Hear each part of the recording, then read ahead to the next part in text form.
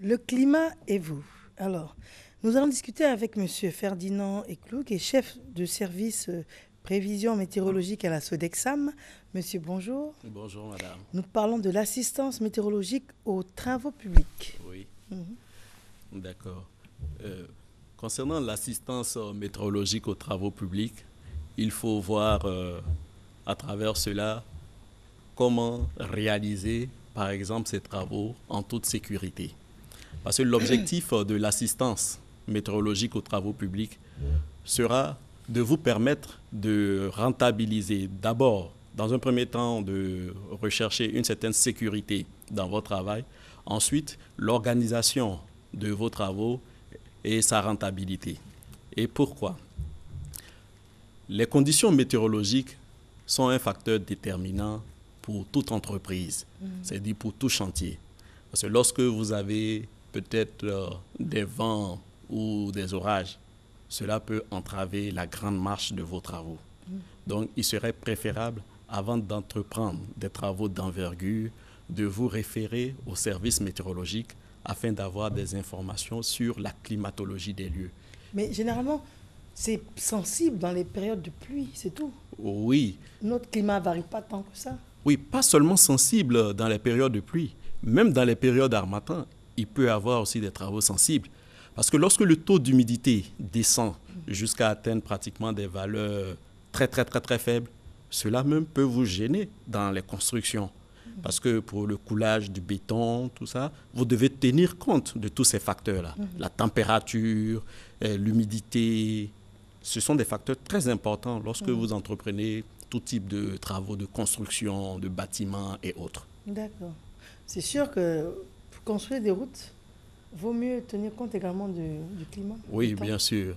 En général, avant d'entreprendre de gros travaux de construction de routes, il est préférable que vous ayez des informations climatologiques sur la région ou la zone où vous voulez construire ces routes.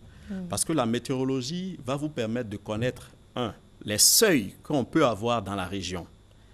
Concernant les précipitations, vous allez avoir une idée sur les quantités de pluie qu'on peut recevoir au sein d'une zone et autre. Donc cela va vous permettre de pouvoir dimensionner vos ouvrages de drainage et autres. Alors quand on voit ça, par exemple, même si on vous avait sollicité, qu'est-ce qui aurait été différent?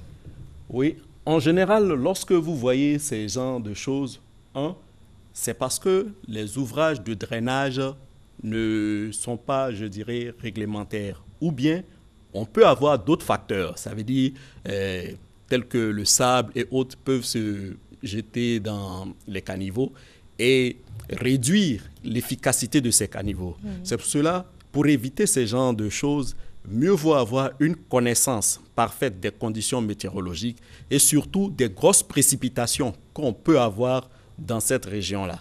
Et quand on voit, par exemple, ça, ce sont des images sûrement en Europe. Oui. Quand on voit ce genre de choses, en plus, vu que par rapport à leur niveau de développement, oui. Les équipements, la technologie est plus avancée que la nôtre, oui. On se dit, si chez eux ça se passe comme ça, chez nous, ça ne peut pas en être autrement. C'est une bonne analyse? Oui, c'est une bonne analyse. Parce qu'il y a ce qu'on appelle au niveau de la météorologie les dépassements de seuil. Ces genres de situations peuvent arriver sous plusieurs facteurs.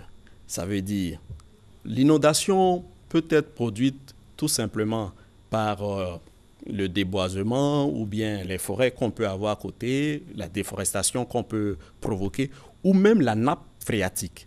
Ça veut dire lorsque pendant une certaine période, votre sol est saturé parce qu'on a eu des précipitations sur plusieurs jours, ce sol n'a plus cette capacité de rétention de l'eau. Donc, c'est comme s'il devenait imperméable. On n'a plus la possibilité de voir cette infiltration. Donc, l'eau va commencer à ruisseler. Ça peut dépendre aussi de la zone où ce terrain se trouve. Vous pouvez être vers une pente. Ça veut dire que vous avez une colline toute proche et vous avez une grosse quantité de pluie. Donc, cette quantité de pluie peut provoquer aussi ces genres de facteurs. Donc, plusieurs causes peuvent être à l'origine de ces genres de phénomènes qu'on peut observer, de ces genres d'inondations. D'accord. Alors, malheureusement, il y a eu à Boaké, oui. Il y a eu un drame. Si on vous avait consulté Quelque chose aurait pu être évité? En fait, la consultance qu'on peut faire au niveau de la Sodexam, par exemple, c'est d'avoir des informations sur les seuils, c'est-à-dire les grandes quantités, les débits qu'on peut avoir lorsqu'on a ces précipitations-là. Donc, vous pouvez toujours consulter la météo et la météo va vous faire cette assistance-là en vous donnant des informations sur les quantités de pluie ou bien sur le phénomène qui est en train d'arriver. Par exemple, vous devez peut-être entreprendre des travaux. Voici les images. Là. Oui. Par exemple, donc, c'est des conditions dans la précarité, d'accord, oui. Mais concrètement, qu'est-ce qui aurait été possible? Oui. En fait, ici, ça dépend un peu. Ça va dépendre de quoi? Je dis toujours, ça va dépendre du phénomène météorologique qui est en train d'arriver. Ça peut être un phénomène météorologique extrême. Donc, il peut engendrer des grosses précipitations et avoir aussi des rafales de vent extrêmement importantes. Donc, ces rafales de vent peuvent entraîner de grandes destructions, comme on peut le constater. Et si vous êtes sur un terrain qui n'est pas parfaitement aménagé, vous allez recevoir des grosses quantités d'eau qui vont aller un peu partout. Et cela provoque ces types d'inondations qu'on peut avoir.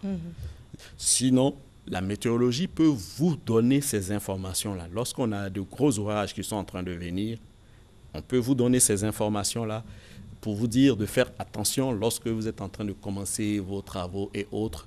C'est pour cela que j'ai parlé de sécurité et d'organisation de vos travaux pour pouvoir avoir une bonne rentabilité, une bonne efficacité concernant ce que vous avez entrepris.